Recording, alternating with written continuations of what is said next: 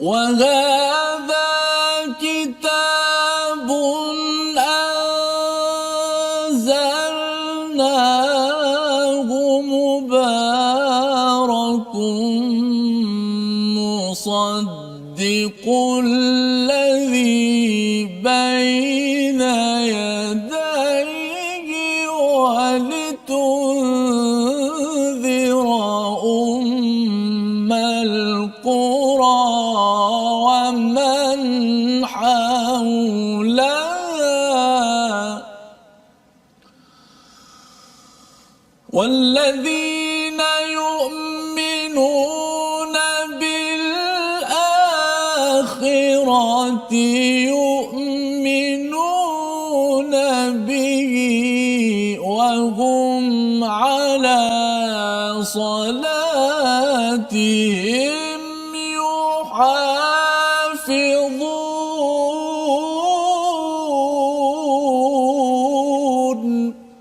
صدق الله. Assalamualaikum warahmatullahi wabarakatuh. Alhamdulillah wassalatu wassalamu ala asyrafil anbiya'i wal mursalin sayyidina Muhammad wa ala alihi wasahbihi ajma'in. Alhamdulillah kita bertemu dalam My Quran Time baca faham amal pada hari ini. Tuan-tuan dan puan dimati Allah sekalian, apa khabar semua? Kita mulakan majlis kita dengan membaca doa untuk sama-sama kita diberkati, dipimpin oleh Allah Subhanahu wa taala. Subhanaka la ilma lana illa ma 'allamtana innaka antal alimul hakim. Rabbi zidni ilma. Mari sama-sama kita selalu memohon keampunan pada Allah untuk terus kita dapat membaca daripada halaman 139 pada hari ini, dan hari ini kita bersama dengan Ustaz Tirmizi. Apa khabar Ustaz? Baik, alhamdulillah. Alhamdulillah Ustaz ya. Kita terus membaca ya, hari ini hari Jumaat barakah ini kita harapkan Allah berkati kepada apa yang kita baca ya. Mungkin tuan-tuan sudah pun membaca surah Al-Kahfi pada pagi tadi, ataupun kalau belum lagi boleh membaca ya pada hari ini untuk kita sama-sama ya dijaga oleh Allah Subhanahu Wa Taala agar Allah sentiasa memimpin kita. Dan sudah tentunya pada hari ini kita nak membaca Ummul Quran Al-Fatihah memulakan majlis kita pada hari ini. أعوذ بالله من الشيطان الرجيم بسم الله الرحمن الرحيم الحمد لله رب العالمين الرحمن الرحيم مالك يوم الدين إياك نعبد وإياك نستعين اهدنا الصراط المستقيم صراط الذين أنعمت عليهم غير المغضوب عليهم ولا الضالين.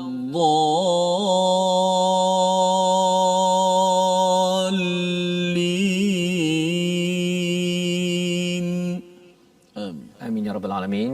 Moga Allah memberikan hidayah kepada kita untuk terus kita dipimpin ya, sebagaimana kita baca kalau dalam awal surah Al-Kahfi itu, alhamdulillahillazi anzala ala abdihil kitaba wa lam yaj'al lahu iwaja. Segala pujian bagi Allah yang menurunkan kitab kepada hamba-Nya yang tidak ada bengkok. Bila kita selalu memohon hidayah daripada Allah, selalu membaca Al-Quran, kesannya apa tuan-tuan sekalian? Kita tidak akan bengkok. Tidak bengkok apa? Dari segi pemikiran kita, dari segi perasaan. Pasal perasaan kita ini selalu bengkok. Dia malas, dia rasa bosan, dia rasakan bahawa tak puas hati dengan apa yang ada, padahal sebenarnya kita diberikan macam-macam. Itu adalah bengkok dalam hati yang akan diluruskan bila kita selalu bersama Al-Quran.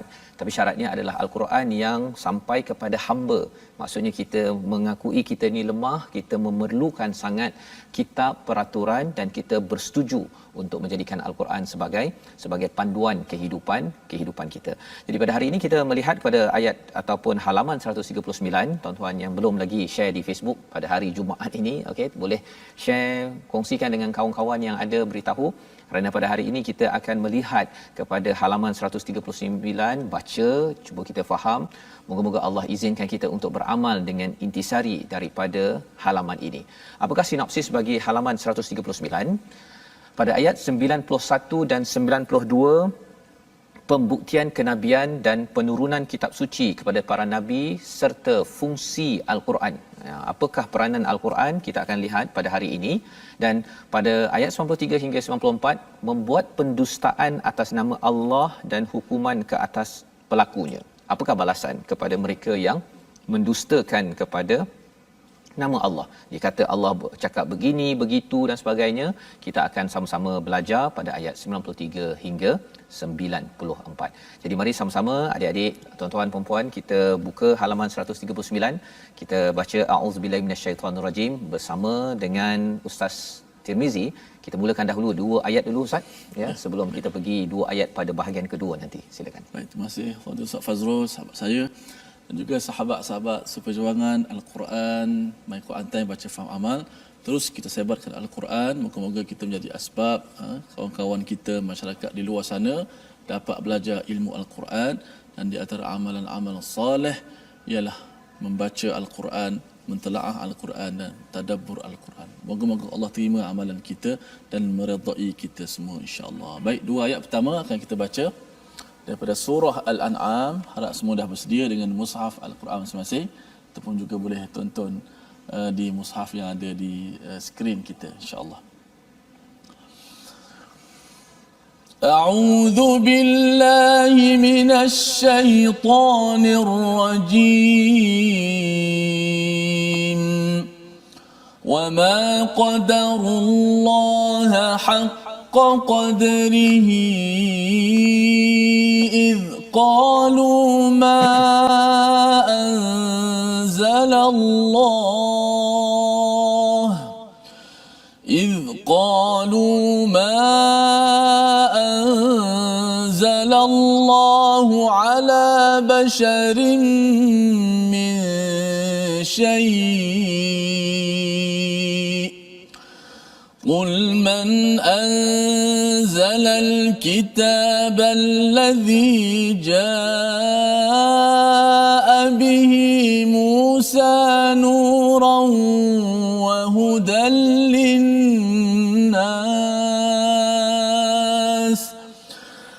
تجعلونه قراطيس تبدونها وتخفون كثيرا وعلمتم ما لم تعلموا أنتم ولا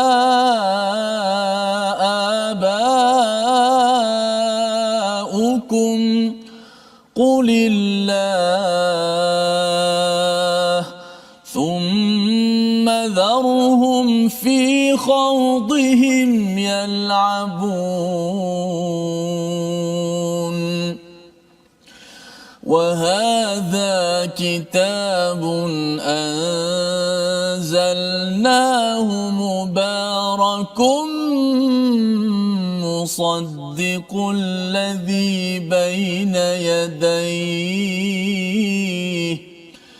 مصدق الذي بين يديه ولتنذر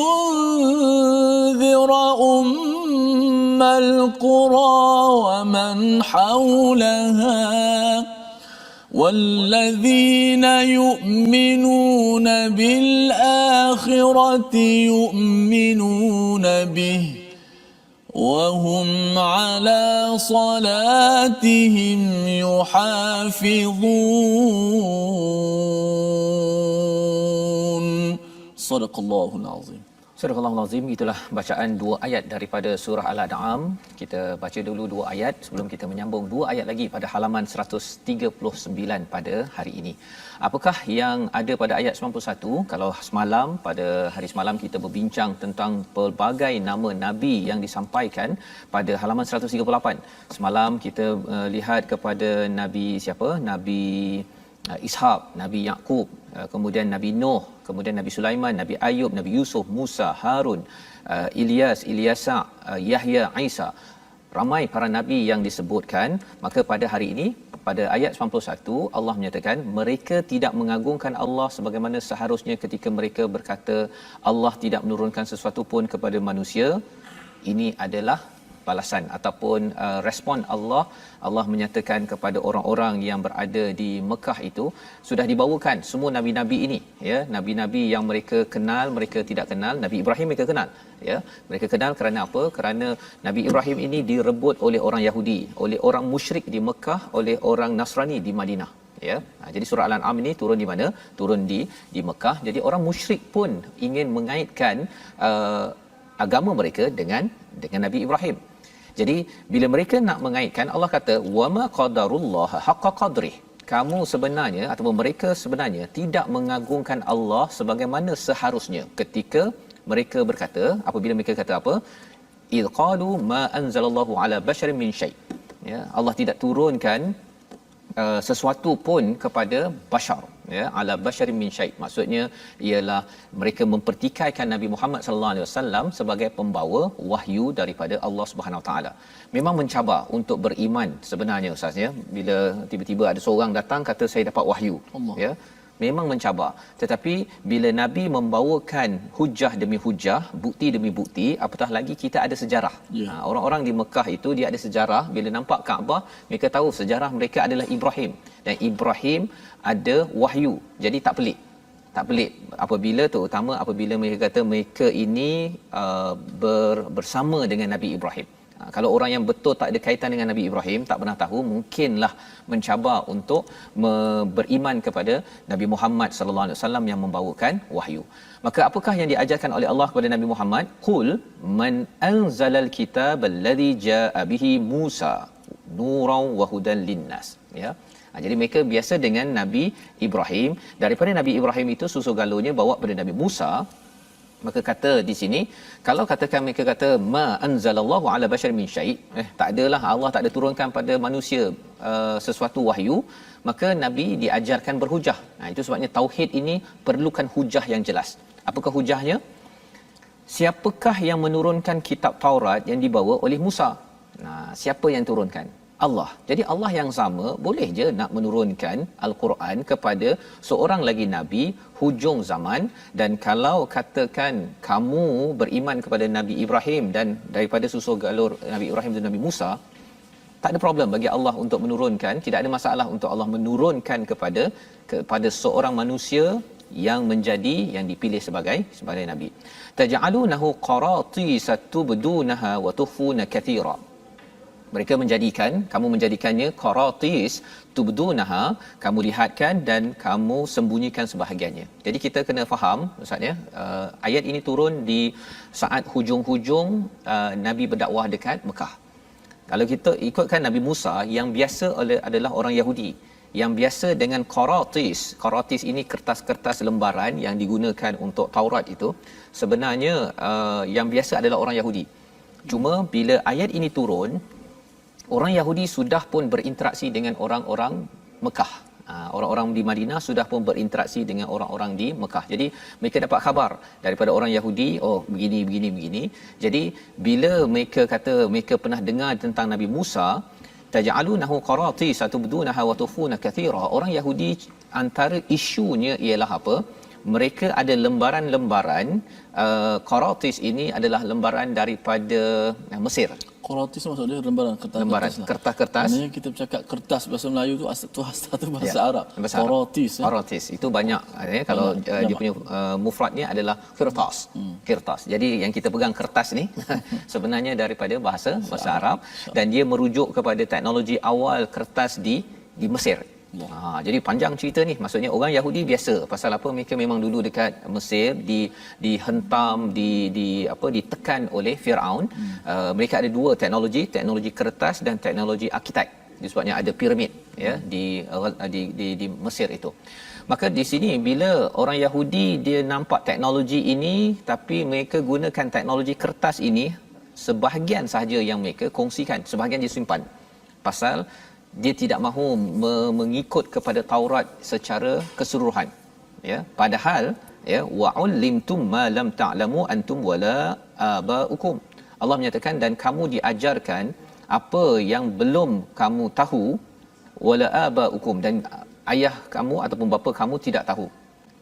Perkataan wa'ulimtum itu nak menjelaskan bahawa sebenarnya yang mengajar adalah Allah. Yang mengajar adalah Allah. Jadi bila dah diberikan hujah begini, nak menceritakan bahawa kalau ada kata Allah tak turunkan apa-apa, ya, sebenarnya dalam sejarah Nabi Musa telah pun diberikan nur ataupun diberikan hidayah yang dijelmakan dalam Taurat, dan itu sudah pun berada, telah terbukti bahawa ada manusia yang telah diturunkan wahyu, ya. Dan di hujung itu Allah kata thumma zarhum fi khawdihim yal'abun, tinggalkanlah. Zarhum itu daripada perkataan zara, ada kaitan dengan perkataan taraka. Taraka ni kita tinggalkan sesuatu, kalau kita tinggalkan rumah dan sebagainya. Tapi zarhum, tinggalkan kerana kita benci, tak berbaloi kita bersama dengan apa? Mereka yang khawdihim ini maksudnya ialah mereka yang kalau kita ada kolam Ustaz ya, kalau orang kejar kita tak tahu nak lari mana, kita lompat dalam kolam tanpa kita berfikir, itu namanya khawda. Jadi bila khawdihim ini adalah orang yang berbincang tanpa berfikir, berbincang perkara-perkara batil. Jadi apakah yang Allah seru kepada Nabi Muhammad ialah tinggalkan dia orang-orang yang suka cakap perkara-perkara pelik-pelik ni, yang suka bermain-main dengan perkara pelik ni, tinggalkan. Pasal apa? Pasal bila bercakap tentang tauhid, kalau kita selalu bersama dengan orang yang bercakap perkara sia-sia, kita pun akan masuk sekali. Jadi kita kena buat apa? Ayat 92 adalah jawapannya. Kita kena banyak gunakan masa untuk ayat 92, bukan untuk khawdihim pada ayat 91. Jadi kita baca bersama ayat 92 ni Ustaz, ya. Baik. Ayat yang menarik tentang fungsi al-Quran. Masya-Allah. Ya. Kita baca ayat 92 sebelum kita tadabbur lagi. A'udzu bisyaitan. Wa hadza kitabun anzalnahu mubarakun musaddiqul ladzi bayna yadayhi wa litunzira ummal qura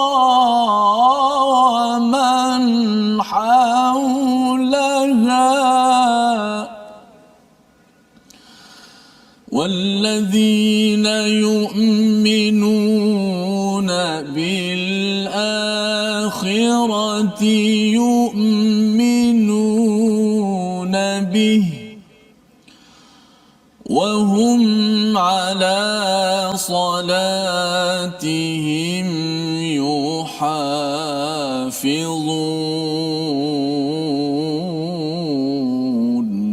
صدق الله العظيم. Surah Al-Azim ayat 92 itulah yang perlu kita beri perhatian, ya. Kita kena banyak menggunakan masa untuk apa? Dan ini Al-Quran, kitab yang telah kami turunkan dengan penuh barakah, membenarkan kitab-kitab yang diturunkan sebelumnya, dan agar engkau memberi peringatan kepada penduduk Ummul Qura dan sekitarnya. Orang-orang yang beriman kepada akhirat sudah tentu beriman kepadanya, dan mereka selalu memelihara solatnya. Jadi kita tidak mahu orang bising, ya. Pasal kalau orang bising dan bercakap perkara-perkara yang batil, ya, ketika Quran kalau kita tengok di Mekah itu, ya, orang baca Quran ataupun Nabi bawa pada Al-Quran, orang lain bising, dia tak nak dengar, padahal sebenarnya dia ada peluang untuk dengar Quran. Jadi kita kena beritahu jangan bising, ya, jangan bising, Quran sedang dibacakan, tolong beri perhatian, ya. Kalau tak dengar juga, itu perkara yang perlu kita ingat-ingatkan. Tetapi Allah memberitahu nanti bahawa sebenarnya mereka bukan mendustakan Allah, mereka bukan mendustakan Nabi, ya. Mereka mendustakan pada ayat Allah. Dia pandang tak penting kot, saya dah biasa dengan Quran, ataupun Quran ini dah tak ada harga kepada diri saya. Jadi ini perkara yang penting, padahal Al-Quran itu mempunyai barakah, ya, mempunyai barakah, dan ia membenarkan kitab-kitab terdahulu, memberi peringatan kepada Ummul Qura, ya, membawa kita kepada perkataan kita pada hari ini. Sama-sama kita perhatikan, iaitu perkataan qadara, yang maksudnya menentukan ataupun menetapkan. 132 kali disebut di dalam Al-Quran, ya, dan Allah menyatakan bahawa bagi orang-orang di Mekah itu wama qadarullah haqqa qadrih, mereka itu sebenarnya tidak mengagungkan, tidak menguatkan, menentukan, tidak betul-betul, ya, mereka main-main terhadap apa yang disampaikan oleh Allah Subhanahu Wa Taala. Yang kita doakan tuan-tuan agar kita jangan jadi orang yang main-main. Kita dah biasa dengan Quran, mungkin kita hidup pasal dah lama dengan Quran, asyik dengan Quran setiap hari sampai kita permainkan, kita rasa macam bosan kot dengar Al-Quran ini, saya nak cakap benda lain. Jadi tolong beri perhatian pada Quran, terutama kalau Quran dibacakan, kita senyap, ya, beritahu pada anak, pada tim pasukan kita, jangan bercakap kalau orang baca Quran. Itu tanda kurang adab kepada siapa? Bukan pada pembaca Quran, tetapi kepada Al-Quran yang datang daripada Allah Subhanahu Wa Taala. Jadi ingatkan pada ahli pasukan, pada ahli keluarga, jangan cakap ketika Quran dibacakan. Kita berehat sebentar. My Quran Time, baca, faham, amal, insya-Allah.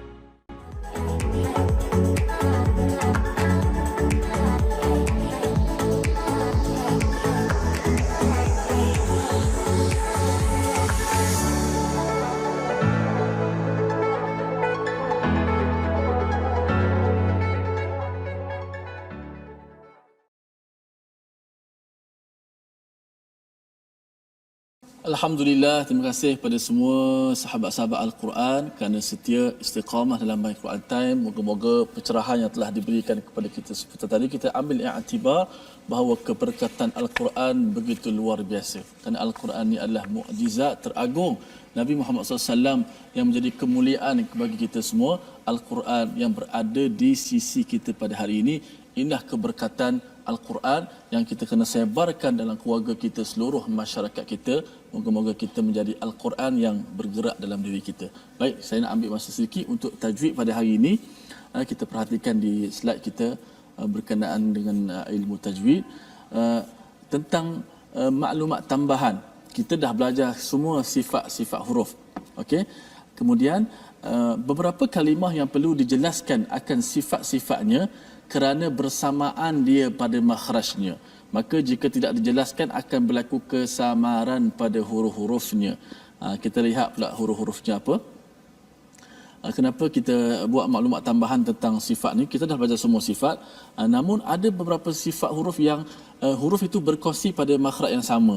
Dia tempat lahirnya sama, tapi sifatnya berbeza. Kalau sifatnya kita tak jaga betul-betul, dia boleh berubah mana. Contoh, kalimah pertama kita ambil kalimah qasamna. Dalam Quran ada qasamna, nahnu qasamna sin.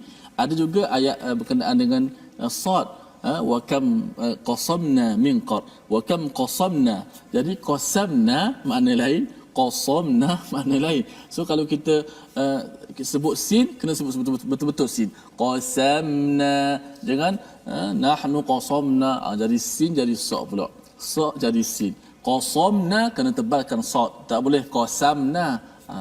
Juga kalimah yang sebelah, saya buat contoh, wa asarru sin dengan wa asarru wastakbaru istikbara, surah Nuh. Wa asarru fi anfusihim nadimin, wa asarru, jaga sin itu apa nama ni, tempatnya sama dengan sad, tapi sin tu nipis. Wa asarru, kena baca dengan nipis. Adapun sad wa asarru, biar ada beza bunyi. Wa asarru dengan wa asarru. Satu nipis, satu tebal. Kerana kalau kita tebalkan yang nipis, dia akan jadi tertukar huruf. Sad itu wa asarru, kalau tebal, kalau nipiskan sad wa asarru jadi wa asarru, dia akan berubah makna. Itu maklumat tambahan ataupun kita kata tambih, satu peringatan kepada pembaca-pembaca Al-Quran untuk hati-hati pada huruf-huruf yang bersamaan pada makhraj tadi supaya tak tertukar. Baik, terima kasih.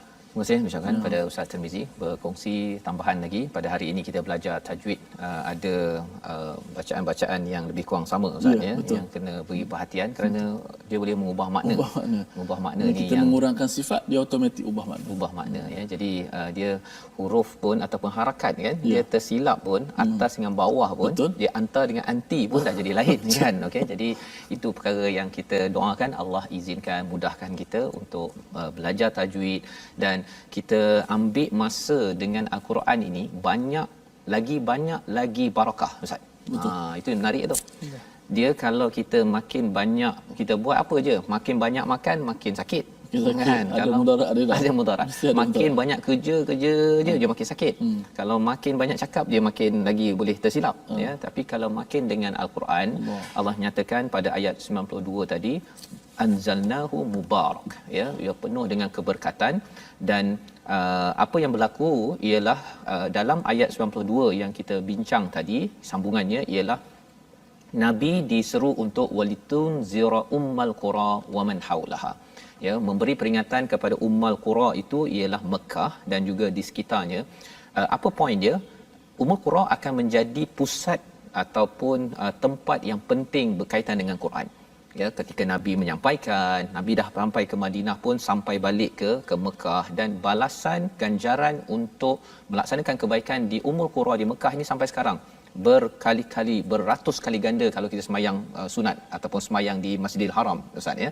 Jadi segala amalan berlipat kali ganda di sana. Dan mengapa jadi berlipat kali ganda? Kerana mubarak ya, kerana barakah itu.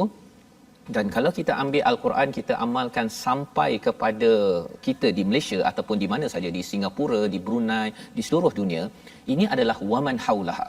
Dia bukan sekadar waman haulaha itu sekitar Madinah, di sekitar Taif ataupun di sekitar negara-negara Arab, tetapi mana-mana sahaja manusia yang mengambil barakah daripada Quran dengan baca dan cuba memahami dan mengamalkannya, dia akan dapat kebaikan yang banyak.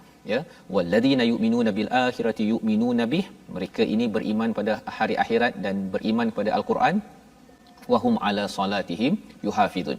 Kita kena faham bahawa sebenarnya bercakap tentang iman pada hari akhirat kita jelas, tapi solat Ustaz ya, pasal umat Islam dapat solat selepas peristiwa Isra Mi'raj, dapat solat. Dan bila bercakap tentang dapat solat ini, sekarang di Madinah ataupun di Mekah ini, ketika surah Al-An'am turun, masih lagi Kaabahnya masih penuh dengan berhala. Jadi kita boleh bayangkan ya, bila kita tengok kepada ayat ini, kita nampak bahawa sebenarnya mereka berada di tempat nak sembahyang ya, mereka akan jaga sembahyang betul-betul, tetapi kiblatnya masih lagi penuh berhala. Padahal Allah kata yuhafizun, kamu akan jaga elok-elok. Bila kita jaga elok-elok, kiblat mesti suci. Itu petanda bahawa apa? Bahawa umat Islam akan membersihkan Kaabah. Itu satu idea. Pasal kita kena faham, ayat ini turun ketika sahabat tengah dikecam, tengah diancam dengan pembunuhan. Jadi ini adalah ayat yang kita faham daripada ayat 92. Dan lebih daripada itu ialah sahabat membaca surah Al-An'am ini bila sampai Madinah. Jadi bila mereka dah sampai Madinah, mereka bila lalu pada ayat 92 ini, mereka akan dapat imajinasi bahawa sebenarnya kita akan patah balik ke Mekah. Untuk apa? Untuk membersihkan Kaabah. Dan apakah kesan pada kita yang baca pada waktu ini tahun 2020 ni Ustaz ya, ayat 92 ni, kita bersyukur sangat pasal apa? Pasal perjuangan Nabi dengan ayat 92 ini, Nabi menyampaikan pada Ummal Qura wa man haulaha Quran. Kesannya apa? Kaabah sampai sekarang tidak ada berhala lagi, dan kita dapat menunaikan ataupun menjaga solat kita ya. Solat kita jaga sebaik mungkin, kita doakan ya, kita tak boleh kompromi sangat tentang solat ini, kerana ini adalah ciri yang ada pada ayat 92. Jadi kita teruskan dengan bacaan ayat 93 94 untuk kita memahami lebih lagi. Silakan Ustaz. 94 lah. 93 94. 93 dan 94. Oh, baki tadi. Baki ya. Kita tak habis lagi Ustaz. Okey. Itu kesan kalau hidup kita ni dia terganggu tak apa Ustaz. Kita teruskan. أعوذ بالله من الشيطان الرجيم ومن أظلم ممن افترى على الله كذبا أو قال أوحي إلي ولم يوح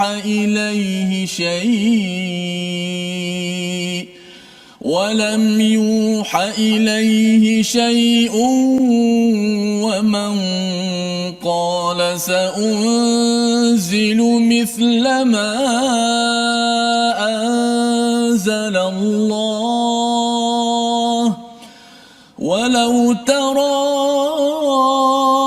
إذ الظالمون في غمرات الموت والملائكة باسطوا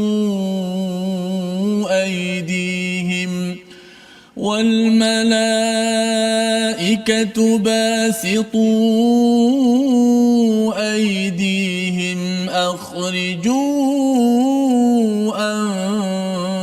أنفسكم اليوم تجزون عذاب الهون بما كنتم تقولون على الله غير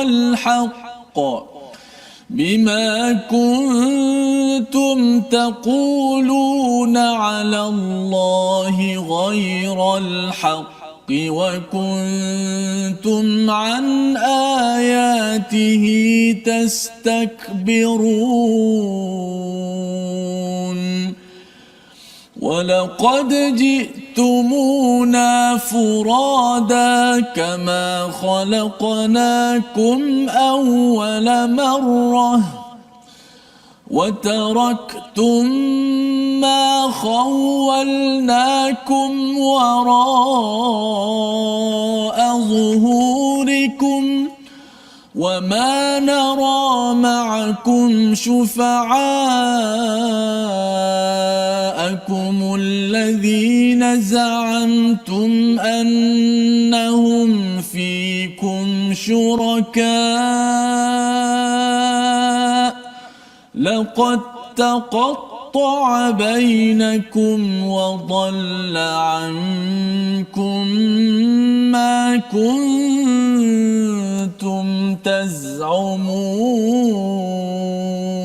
تزعمون صدق الله العظيم. Surah Al-Nazim, gitulah bacaan daripada ayat 93 dan 94 menyambung kepada halaman, kandungan daripada halaman 139 ini. Pada ayat 92 Allah menceritakan tentang apakah yang perlu kita manfaatkan masa kita, ya, banyakkan dengan Al-Quran, ya, kerana Al-Quran ini bukan sekadar kitab pada Nabi Muhammad, tetapi ia juga adalah membenarkan kitab-kitab sebelum ini. Dan tugas strategi yang perlu dibuat ialah walitunzira ummal qura wa man haulaha. Fokus kepada ummal qura, kepada capital, kepada yang utama dan juga sekitarnya. Ini adalah strategi dalam kita menyampaikan kebaikan. Kita pergi kepada kumpulan-kumpulan strategik. Ya, contohnya Nabi Musa pergi kepada Firaun, contohnya pemimpin pada waktu itu. Dan kalau Nabi pergi kepada Ummul Qura, ya, kepada Mekah itu, dan selepas dah dilatih ataupun disampaikan mesej itu, dia akan sampai ke tepi-tepinya itu di Madinah dan sebagainya. Dan itu penting dalam kita menyampaikan mesej kebaikan. Ya, kita bukan pergi daripada tepi baru pergi ke tengah. Kita fokus dulu kepada orang penting. Kerana orang penting itu mungkin orang yang berharta, mungkin orang yang berpengaruh, berpengalaman, ataupun orang yang berpendidikan. Pendidikan ini tak semestinya orang tu kaya atau miskin, tetapi dia boleh memproses kepada kebenaran yang hadir. Maka pada ayat 93, apa kesan kepada orang-orang yang menzalimi ataupun tidak indah kepada perkataan ataupun panduan daripada Allah. Allah menyatakan, siapakah yang lebih zalim daripada orang yang mereka-rekakan dusta terhadap Allah atau berkata telah diwahyukan kepadaku padahal tidak diwahyukan sesuatu pun kepadanya, dan orang yang berkata aku akan menurunkan seperti apa yang kamu turunkan. Ya, Allah turunkan. Jadi inilah yang disampaikan bila Nabi bawa Al-Quran, ya, yang disampaikan oleh Allah. Dia kata aku ada lain, aku ada wahyu lain. Ataupun disampaikan di sini, aku akan menurunkan seperti apa yang diturunkan Allah, ya. Jadi dia cuba mereka-reka kerana nak menyatakan saya ada idea lebih baik daripada awak ataupun sama baik dengan awak. Maka Allah kata apa? Alangkah ngerinya sekiranya engkau melihat pada waktu orang zalim berada dalam kesakitan sakaratul maut, sedangkan para malaikat memukul dengan tangannya sambil berkata, keluarlah nyawamu, pada hari ini kamu akan dibalas dengan azab yang sangat menghinakan kerana kamu mengatakan terhadap Allah yang tidak benar dan kamu menyombongkan diri. Jadi Allah bawakan transition daripada hidup di dunia ini terus kepada sakaratul maut dan akhirat. Ya, jadi Allah bawakan pasal sambil itu sedang disampaikan apa? Keimanan kepada hari akhirat yang diabaikan oleh orang-orang musyrik, ya, ataupun orang-orang di Mekah itu tadi. Dan mengapa kepentingan kita beriman kepada hari akhirat ini? Kerana ia menimbulkan tanggungjawab, ya. Kalau orang tidak beriman pada hari akhirat, dia tak kisah pun dia jadi ayah nak buat apa tak kisah. Saya nak buat apa saya tak kisah. Saya nak bekerja saya tak kisah saya buat apa. Yang penting saya ambil gaji hujung bulan saya ambil.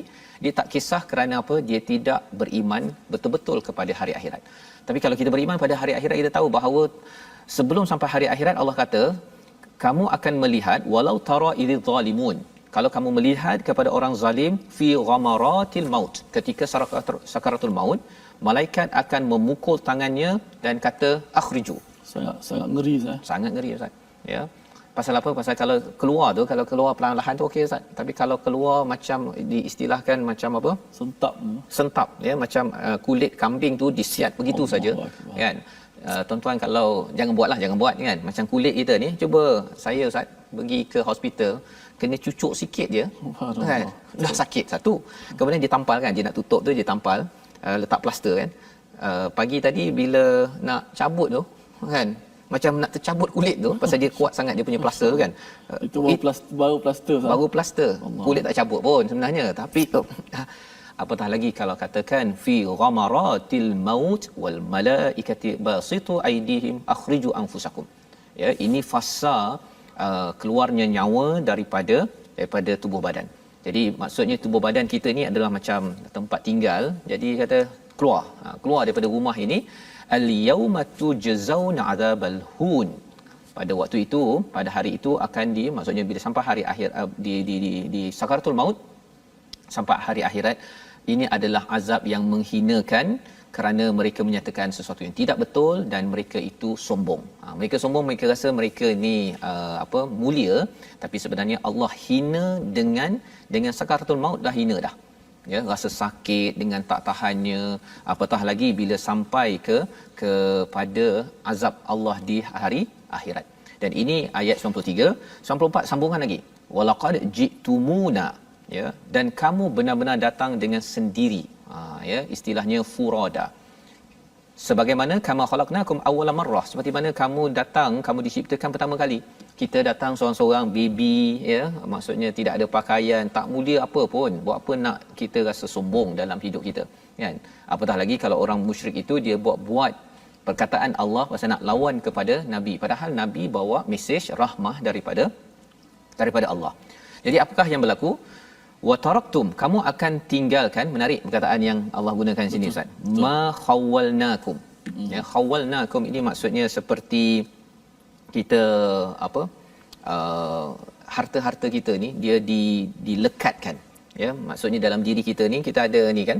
Kita dulu datang ke dunia ni tak ada apa-apa, kemudian dapat pakaian, dapat jam ke, dapat songkok ke, kita dapat pangkat ke, semua itu khawalnakum, kami selimutkan.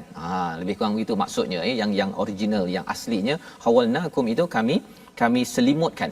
Dan bila kami dah selimutkan, ya, dengan segala nikmat di diri mereka, keluarga mereka, rumah mereka, kita pun diselimutkan oleh rumah kita Ustaz. Maksudnya kita rasa macam rumah yang saya ada tu saya perjuangkan selama hidup ini. Kata Allah, wara'a zuhurikum, kamu akan tinggalkan. Ya, kamu akan tinggalkan. Wa ma nara ma'akum, kamu tidak nampak dan kami tidak melihat, ya, apa yang dinyatakan ma'akum syufa'akumul ladzina za'amtum annahum fikum syuraka. Kamu tidak dapat syafaat. Ustaz ni kalau pergi ke, ini ada kaitan dengan hospital juga lah ni kan. Pergi hospital dapat surat syafaat Ustaz. Okey. Kalau pergi hospital besar takut kan, kadang-kadang ulama nanti dah cek semak kena bayar bil tinggi kan. Tapi sebelum masuk ke hospital yang besar-besar ni, biasanya dia akan tanya, tuan ada guarantee letter tak? Baru ni bila saya pergi satu hospital tu, bila datang dia bagi IC sebagainya, saya nak pakai takaful apa kalau tidak kena bayar cash kan, kena bayar tunai. Dia kata tak apa, guarantee letter dah ada. Oh, kalau dah ada guarantee letter Ustaz, kan tak bimbang jalan terus lah. Jalan terus ya, tak payah dah nak check dalam akaun ada duit ke tak ada ke kan. Pasal apa?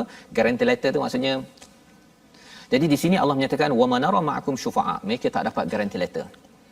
Walaupun mereka ini bersama dengan berhala, dengan orang yang kaya-kaya dan sebagainya, tidak ada guarantee letter. Ia amat membimbangkan kalau kita tak lepas. Kita tak lepas. Jadi ini adalah saat-saat yang amat mendebarkan, laqad taqatta'a bainakum wa dhalla 'ankum ma kuntum taz'umun, sesungguhnya telah terputuslah antara kamu hubungan. Di sini istilahnya taqatta'a bainakum, ya, hubungan saya Ustaz, ya, kita sesama kita Ustaz, semuanya terputus kecuali kalau dalam surah Az-Zukhruf tu illal muttaqin. Kalau kita bertakwa, tuan-tuan bertakwa, kita baca Quran, kita amalkan betul-betul, harapnya ya kita boleh kita sama-sama doakan, minta pada Allah. Tetapi kalau tidak, taqatta'a bainakum wa dhalla 'ankum ma kuntum tas'umun, kerana apa yang mereka anggap sebagai penolong itu bukan penolong, kerana ia bukannya dengan tauhid, kefahaman daripada Allah Subhanahu Wa Taala. Membawa kepada situasi halaman 139 kita, mari sama-sama kita saksikan. Apa yang kita perhatikan di atas skrin ialah situasi daripada ayat 91, 92, 93, 94, ya, iaitu menerangkan tentang bagaimana kesungguhan tentang perkara ini, ya. Tengok tu ada berkaitan dengan kitab Tuhan, ada yang kata mana ada, ya, lantak kamulah, padahal nak bawa kepada kebaikan. Jadi itu sebabnya jangan mempermain-mainkan kebaikan dalam hidup. Kalau kita tersilap, kita minta ampun, ya. Dan lebih daripada itu, kita tengok gambar di kanan atas itu berkaitan dengan Kaabah, ya. Maksudnya Kaabah ini sekarang kita nampaknya bersih, suci, tapi sebenarnya ia adalah perjuangan daripada insan Nabi sallallahu alaihi wasallam dan sahabat, dengan ayat 92 sebentar tadi yang kita harapkan bahawa kita dapat menghargai kepada Kaabah yang ada sekarang, hasil perjuangan orang-orang yang berada sebelum ini. Dan lebih daripada itu, gambar di bawah itu kita bercakap tentang kalau kena denda dekat dunia pun kita dah sedih Ustaz, ya. Tapi apatah lagi kalau katakan kena denda, istilahnya azabal hun pada ayat 93. Kita doakan, kita jelas nak membawa kepada resolusi kita pada hari ini. Sama-sama kita perhatikan, jangan mencerai-ceraikan, memilih-milih isi kandungan kitab, ya. Kita amalkan kesuruhan. Yang pertama, selalu baca dan fahami Al-Quran untuk mendapatkan keberkahan. Ya, mesti baca dan faham, bukan baca sahaja, ataupun ada yang kata saya faham saja cukuplah, tak baca. Tak juga, dua-dua perlu diamalkan, kerana itu seruan daripada untuk mendapatkan keberkatan Quran. Dan yang ketiganya, elakkan zalim, kerana ia adalah sebab azab yang besar. Dan ini yang kita doa pada Allah SWT dalam program kita pada hari ini. Silakan Ustaz. Bismillahirrahmanirrahim. Alhamdulillahirabbil alamin. Wassalatu wassalamu ala asyrafil anbiya'i wal mursalin wa ala alihi wa sahbihi ajma'in. Ya Allah, ya Tuhan kami, luruskanlah hati-hati kami ini, ya Allah. Ya Allah, berikanlah kepada kami jalan yang lurus, ya Allah, jalan yang Engkau redai, ya Allah. Ya Allah, Tuhan kami, jauhkanlah kami daripada jalan yang bengkok, ya Allah. Selamatkanlah kami daripada fitnah dunia, ya Allah. Ya Allah, selamatkanlah kami daripada fitnah akhir zaman ini, ya Allah. Ya Allah, kurniakanlah kepada kami peluang untuk sentiasa kami bersama kalam-Mu yang indah lagi mempersonakan ini, ya Allah. Janganlah Kau tarik nikmat ini daripada kami, ya Allah. Ya Allah, janganlah Kau hilangkan, ya Allah, keseronokan ini, ya Allah. Ya Allah, ampunkanlah dosa-dosa kami ini, ya Allah. Kurniakanlah kepada kami kebaikan di dunia dan di hari akhirat, ya Allah. Walhamdulillahirabbil alamin. Amin ya rabbal alamin. Terima kasih diucapkan pada Ustaz Tirmizi. Kita mengharapkan Allah mengabulkan doa kita, menjadi orang-orang yang sentiasa mendapat nikmat dan sentiasa nikmat ini kekal sampai ke akhirat nanti. Dan kita bersyukur kerana kita mendapat Al-Quran. Inilah yang kita ingin sebarkan dalam tabung gerakan Al-Quran, satu nikmat yang besar yang tidak boleh didustakan, kerana mempunyai risiko yang besar, kerana kita duduk di bumi Tuhan. kesedaran inilah yang kita nak bawakan, dan tuan-tuan boleh menyumbang dalam nombor yang tertera sebentar tadi, yang kita harapkan lebih banyak lagi program-program untuk kita buat aktiviti yang berasaskan kepada Al-Quran agar bumi ini, kalau Nabi sudah berjuang, kita juga perlu berjuang bersama. InsyaAllah kita bertemu pada jam 5 petang, pada jam 10 malam dan juga 6 pagi. Rancangan ini dibawakan oleh Mufas yang inginkan keberkatan Al-Quran ini masuk ke setiap individu rumah. Bertemu lagi, My Quran Time, baca faham amal.